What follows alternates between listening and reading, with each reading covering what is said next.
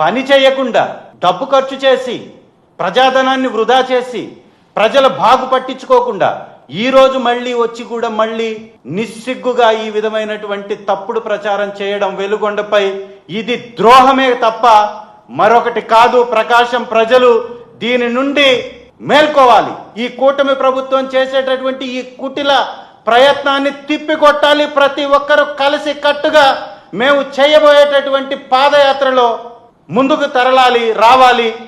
వీరు చేస్తున్నటువంటి తప్పుడు విధానాలని ఎండగట్టాలని మరొకసారి కూడా తెలియజేసుకుంటున్నాం. నిజంగా ఒక ప్రాజెక్టు 10,000 కోట్ల రూపాయలు ఖర్చు అయితే దాదాపుగా 15 సంవత్సరాల క్రితమే 3,000 కోట్లు ఖర్చు చేసినటువంటి ప్రాజెక్టుకి ఆ తర్వాత కంప్లీట్ చేసినటువంటి ప్రభుత్వం పెట్టినటువంటి ఖర్చు ఇవన్నీ ఒక దగ్గర కానీ మనం చేర్చి చూసినట్లయితే చంద్రబాబు నాయుడు గారు వెలుగొండపై ఏ విధంగా దగా చేస్తున్నాడో, ఈ ప్రాంత ప్రజల్ని ఏ విధంగా మోసం చేస్తున్నాడో స్పష్టంగా వారి వ్యవహార సరళిలోనే స్పష్టమవుతుంది. కాబట్టి ఇప్పటికైనా కూటమి నేతలు మొద్దు నిద్ర వీడాలి. మరొకసారి వారందరికీ కూడా ప్రకాశం జిల్లా తెలుగుదేశం పార్టీ ఎమ్మెల్యేలకి మంత్రులకి రిక్వెస్ట్ చేస్తున్నా, మీరు రాజకీయాలను పక్కన పెట్టండి. ఈ ప్రాంత ప్రజల్ని వారి బాధల్ని మీరు పట్టించుకోండి. ఒకవేళ మీరు వెలుగొండపై ఇదే పందాన్ని కానీ మీరు కొనసాగిస్తే వెలుగొండ కంప్లీట్ అవ్వదు. ఏం పనులు ఉన్నాయి వెలుగొండలో? అసలు పనేంటి? శ్రీశైలం నుంచి వాటర్ తీసుకురావడానికి కావాల్సినటువంటి 2 టన్నెల్స్ సంపూర్ణంగా కంప్లీట్ అయ్యాయి. దానిలో ఉన్న మట్టిని తొలగించాలి. స్టోరేజ్ చేసేటటువంటి కొండల మధ్యలో ఉన్నటువంటి గ్యాపుల్ని సంపూర్ణంగా పూడ్చివేయడం జరిగింది. వాటర్ నింపాలంటే కావాల్సింది R&R ప్యాకేజ్ ఇచ్చి అక్కడ ఉన్నటువంటి వాటిని తరలించడానికి.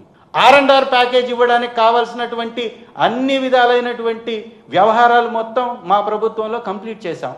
ఇవాళ వాళ్ళు వెళ్ళడానికి రెడీగా ఉన్నారు అక్కడ ప్రాంత ప్రజలు. ఎన్ని సంవత్సరాల నుంచి ఆ రోజు 1,80,000 రూపాయలు R&R ప్యాకేజ్ ప్రకటించినటువంటి ఆ ప్రాజెక్టుకి ఈరోజు R&R package YS Jaganmohan Reddy గారు వచ్చిన తర్వాత 12.5 లక్షలు ప్రకటించారు. 2025 జనవరి కట్ ఆఫ్ డేట్ పెట్టారు. అంటే ఈ జనవరి 25 వరకు ఎవరైతే 18 సంవత్సరాలు నిండుంటారో వారికి డబ్బు ఇచ్చి పంపించాలి. ఈ పని చేయడానికి ప్రాజెక్టు కంప్లీట్ అయిన ప్రాజెక్టు మీద అసత్య ప్రచారాలు చేయాల్సినటువంటి అవసరం లేదు.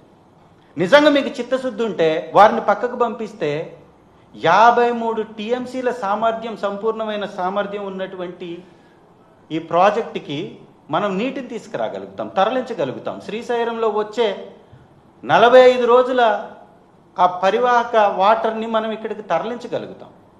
ఐక్యరాజ్య సమితి లాంటి పెద్ద పెద్ద ప్రపంచ వ్యవస్థలే ఎర్రగొండపాలెం ప్రాంతం పట్ల అలాగే ప్రకాశం ప్రాంతం పట్ల ఎప్పుడో ఎక్కువ నీటి ఎద్దడి కలిగినటువంటి ప్రాంతంగా గుర్తించారు. అలాంటి ప్రాంతానికి 3,20,000 కోట్ల రూపాయల బడ్జెట్లో మీరు కేటాయించిన కేటాయింపు ఎంత? మనకున్నది 26 జిల్లాలు అయితే 26 జిల్లాలో ఒక జిల్లాకి ఎంత కేటాయించాలి? ఆ విధంగా 3 జిల్లాలకి నెల్లూరు వైఎస్ఆర్ జిల్లాకి 3 జిల్లాలకి వరప్రదాయిని అయినటువంటి వెలుగొండకి ఎంత వెచ్చించాలి? ఇది ఒక్కసారి ప్రతి ఒక్కరు ఆలోచించండి. తప్పుడు రాజకీయం చేస్తున్నటువంటి ఈ నేతల్ని నిలదీయండి. ఈ చంద్రబాబు నాయుడు గారి కుటిల ప్రయత్నాన్ని వ్యతిరేకించండి. వెలుగొండపై గళమెత్తండి. ప్రజా సంఘాలు కూడా పెద్ద ఎత్తున నిరసన వ్యక్తం చేస్తున్నాయి. అందుకే ధైర్యం చేయలేక చంద్రబాబు నాయుడు గారు అటువైపున రాకుండా పక్క నుంచి వెళ్ళిపోతున్నారు. వెలుగొండ ప్రాజెక్టు యొక్క ప్రాముఖ్యత ఏంటో అక్కడ ప్రాంత ప్రజలకి తెలుసు కాబట్టి, వారు వ్యతిరేకిస్తారు కాబట్టి, వారు నిలదీస్తారు కాబట్టి, ఆ నిలదీసేదానికి సమాధానం చెప్పలేని చంద్రబాబు నాయుడు గారు వెలుగొండ నుంచి పక్కకు తప్పుకొని వెనక్కి తిరిగి వెళ్ళిపోతున్నటువంటి పరిస్థితి కనపడుతుంది.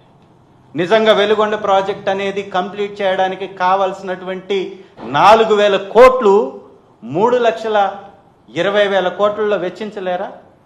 3 జిల్లాలకి అంటే ఒక్కొక్క జిల్లాకి 1,000 కోట్లు కూడా రావట్లేదు కదా. ఇక్కడేమో చంద్రబాబు నాయుడు గారి కుమారుడు మంగళగిరిలో పోటీ చేస్తున్నాడని ఈ రాష్ట్ర సంపద మొత్తం దోచి తీసుకొచ్చి ఇక్కడ రియల్ ఎస్టేట్ వ్యాపారాలకు పెట్టాలి. 100 కోట్లు 1,000 కోట్లు ఇక్కడ వెచ్చించాలి. గొంతు తడుపుకోవడానికి నీళ్ల కోసం ఎదురు చూసే మాలాంటి పేద జిల్లాలకు మాత్రం ఏమీ చేయరు.